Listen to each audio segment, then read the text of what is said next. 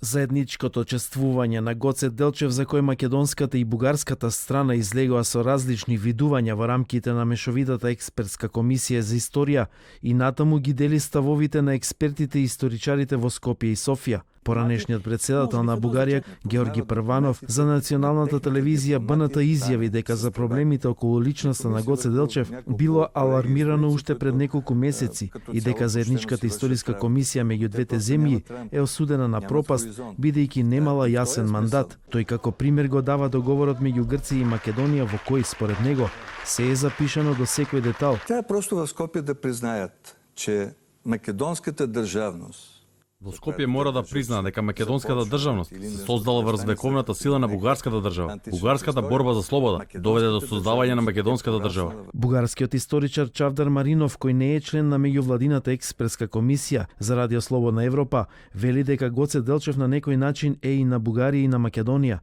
Тие секогаш ќе бидат предмет на некаква дебата која што треба да се води спокојно, без навреди и на некаков во рамките на еден диалог, без националистички цели.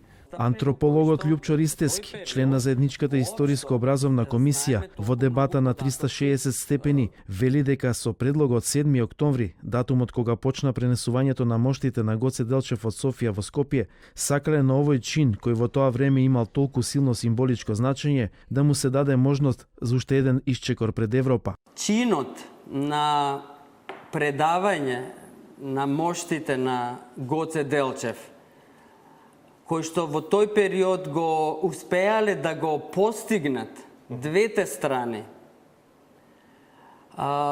дури и од денешна перспектива, изгледа апсолутно модерно, апсолутно добрососедски. Според Ристевски, ова е јасно дека за бугарската современа политика и за голем дел од бугарската историографија, еден голем дел од комунизмот во Бугарија се смета за минато, кое треба целосно да се отфрли.